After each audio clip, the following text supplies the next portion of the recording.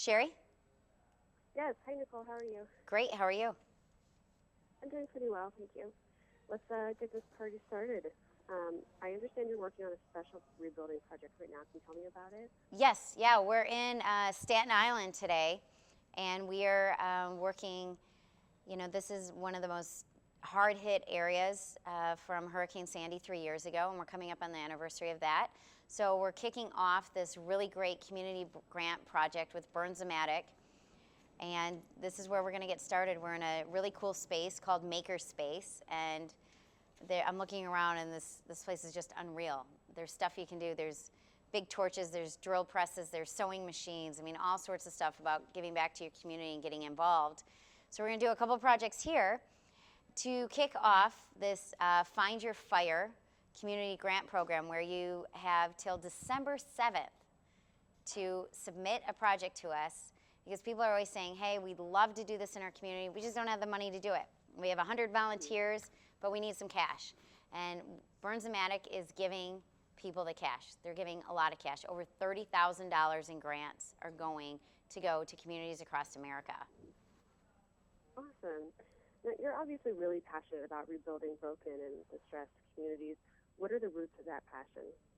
I've always been really involved in anything, outside my home, anything in schools and neighborhoods, and just that's the kind of family I was raised in, that we always volunteered. We always did something, whether it was a neighborhood cleanup or, helping senior citizens and rescuing dogs and just all sorts of stuff. And so as an adult, I'm no longer a young adult, unfortunately, but, 20 years here into adulthood, I guess.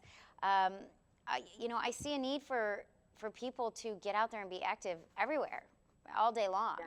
I mean, we work in the cities, but it's needed everywhere. Everyone can always use a helping hand. And, for me, our inner cities and some of our neighborhoods, there's not a lot of money to go around. There's not a lot of funding. Funding's getting slashed for, kids programs, senior programs.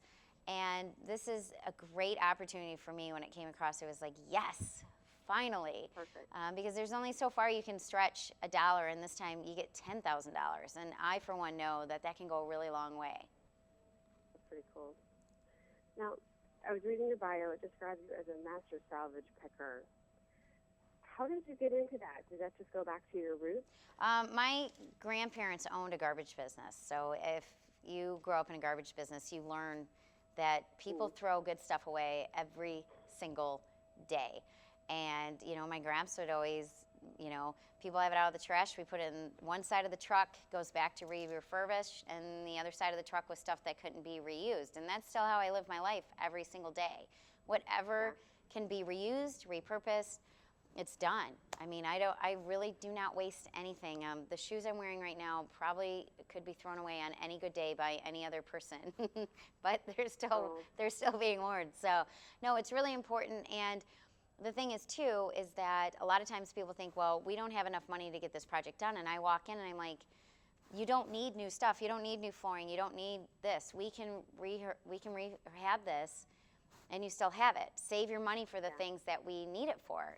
Prioritize your budgets. Reuse what you can. Totally. Okay, now we obviously know you from Rehab Addict. What's the most rewarding aspect of being on that show for you?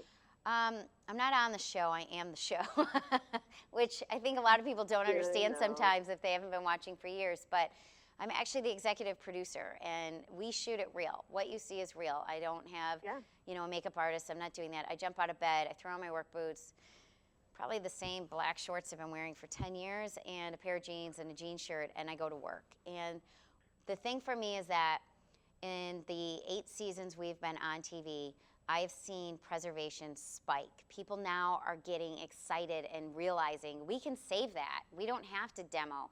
And really driving home the reality that you can recycle all the water bottles you want, but if you're still tearing down old buildings, it's a moot point.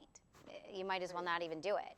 And just seeing how cool it is, and how, when people people used to say, well, it's not a historic home. Nobody of historic significance grew up there, built there, did anything like that. My point is, every home has a story, so it has history to it, and we're seeing that. And that's the best way to teach kids I let these kids roam through the old houses. They love it. They get so excited about the fact that there wasn't electricity, there wasn't a TV, there wasn't a telephone, there wasn't even a bathroom in a lot of these homes.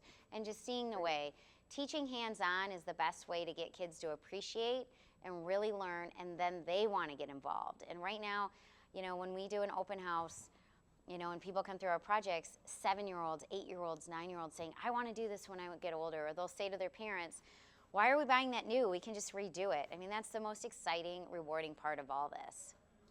Yes, you're really creating a legacy for the generations to come. I hope so. Okay, yes. last one. No, you definitely are. Last one. If you weren't working with rehab, interior design, and what you're doing right now, what would you be doing? What's your other big passion? Oh, I'm a big outdoor person. So I kayak, I run, I ski, I'm always outside. So, I always say that if I wasn't, rehabbing homes, I'd be doing something else. I always have to be active. And really, I've been doing the home construction and everything way before we had the TV show. So I don't really see me ever stopping. I mean, I've met, fortunately, in the past few years, I've had the great opportunity to rub elbows with some of the greatest men and women that run huge companies and most successful people in the world. And, it is true.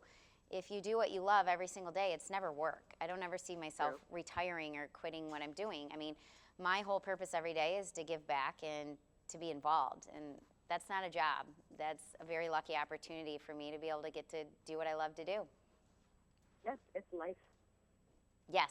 Okay, well, Nicole, thank you so much for telling me about the project. And, gosh, I think you're awesome for doing it and for working on all these projects you've been doing. So thank you so much for your time. Thank and you. I hope you have a wonderful day. Thank you, you too.